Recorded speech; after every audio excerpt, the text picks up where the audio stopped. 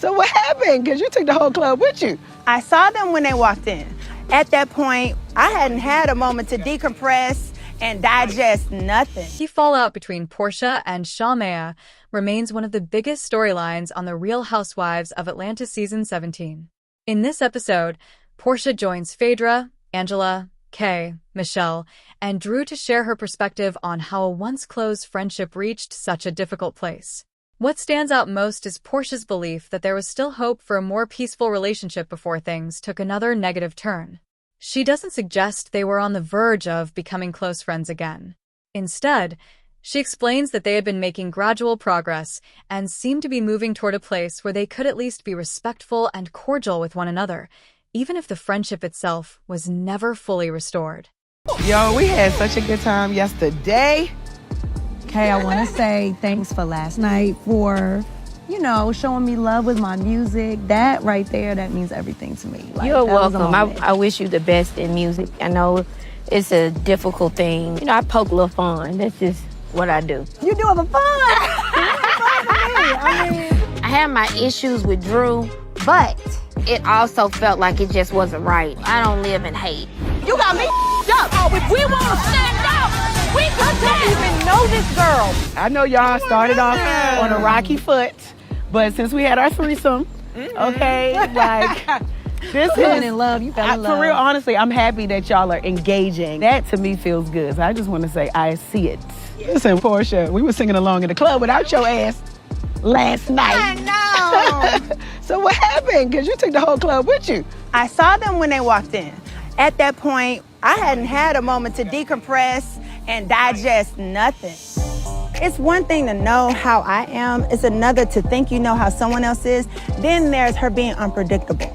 I could have never predicted what happened at that dinner table to happen last night. We were there when Shamea gave birth to her daughter. Shamea was there when I gave birth to mine. So this came out of nowhere. Since I've been here with her, I actually let my guard down and was like, let me just go and have a good time. But in the middle of me being open, you sit there and try to trigger me? You guys have been, getting to know Shamea. How do you feel about her? I have seen some changes. When we was at the airport, I was talking to Shamea, and I'm like, you ready for the trip? And basically, she was like, I'm ready for whatever's ready for me. What's that energy? Well, right, that's energy. Well, that's a lot.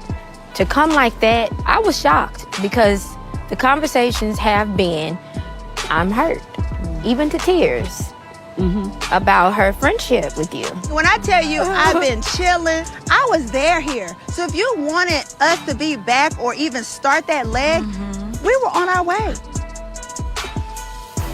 She's fine. We've talked several times. You've never said that you was finna try to make amends with Shamea. Save that crock of shit for somebody else, not me. Porsha, how do you feel? Are you angry, you sad, or are you over it? It's disappointment. I'm looking at somebody who really hate me. Hate is a strong word, though. Hate. If you wanted your friendship back with me, well, you could have got it back here in Switzerland. And where we at? Scotland. You could have got it across the pond. So, what we have behind these gates, this was the world's first concentration camp. Oh, my. What? It was used in 1679 to hold 1,200 prisoners. You were either with the king or against the king. If you were against the king, high treason. Damn, actually, that's kind of sounding like Porsha. And now I understand why they brought me here. If I go against your queen, then you're gonna throw me under? Got it. In 1999, there was media reports coming out of people experiencing strange occurrences. What? This eventually led to an exorcism being done. The exorcist, unfortunately, then died a week later. Nuh-uh. The exorcist man died? Yep. I done did enough of exorcism with my ex-husband. I'm not going in there. Have you seen my ex-husband? I don't need any other exorcism. I know that I'm in a voodoo doll right now, and if anyone has my voodoo doll, if you could at least just take this little pouch out of it, I'll be very happy. Thank you. Come on, girls. Let us Come know how on, it let's goes. do it. Or I don't make it back. Call the exorcist. Honey, take me to it. Phaedra, why would you go back there? You got some hidden demons, too. You want more? This is where most of the interactions happen. The scratches, the bruises, the bite marks, straight in. A lot of people say they can feel a heaviness, and it's like a sort of sadness.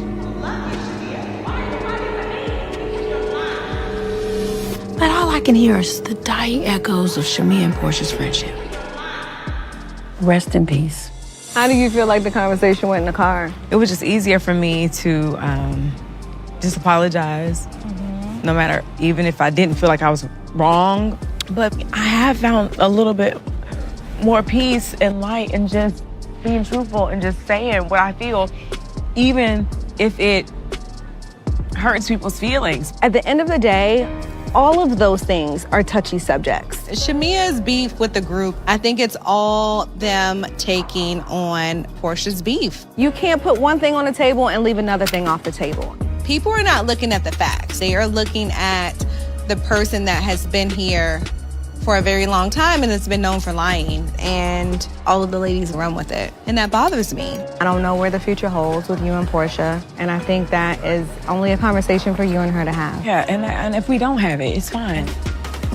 We are back. Let's check me for bruises. There's somebody behind you. Don't start now.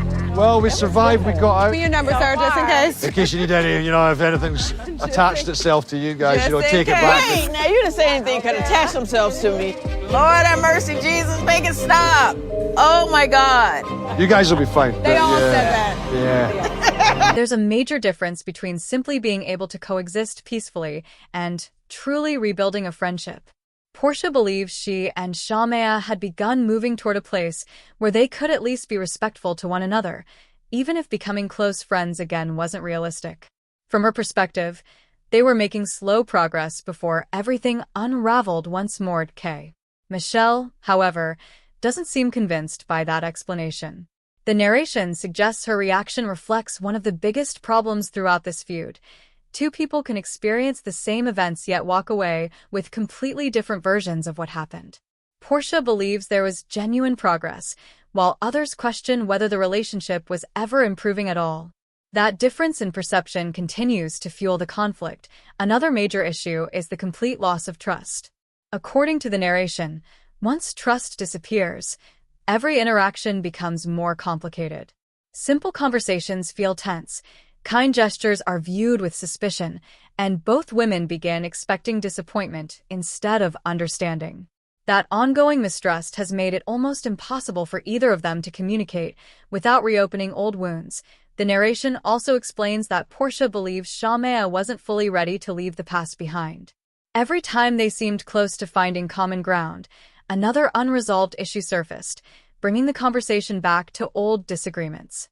Rather than creating closure, each discussion added another layer of frustration, making reconciliation even harder.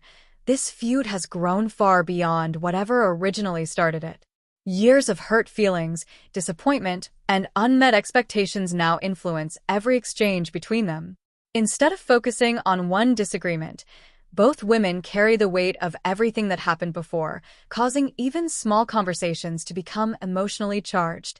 The narration also highlights how the fallout has spread throughout the entire cast. What began as a personal issue between two longtime friends now affects nearly every group gathering. Other cast members have become involved, formed opinions, and taken sides, making the situation even more difficult to resolve. As alliances continue shifting, every interaction seems to create fresh tension. Looking back over the Real Housewives of Atlanta Season 17, the narrator argues that this friendship had been under strain long before viewers witnessed the latest confrontation. The recent argument wasn't the beginning of the breakdown. It was simply the moment years of unresolved emotions finally reached the surface.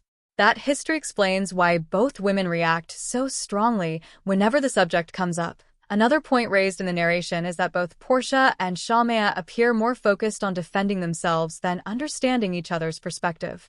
Each believes her feelings are justified, but neither seems willing to fully acknowledge how the other experienced the friendship. Without that mutual understanding, meaningful healing remains difficult. The narration concludes that rebuilding this relationship now seems more challenging than ever. Trust has been damaged, emotions remain raw, and both women continue describing the same friendship in completely different ways.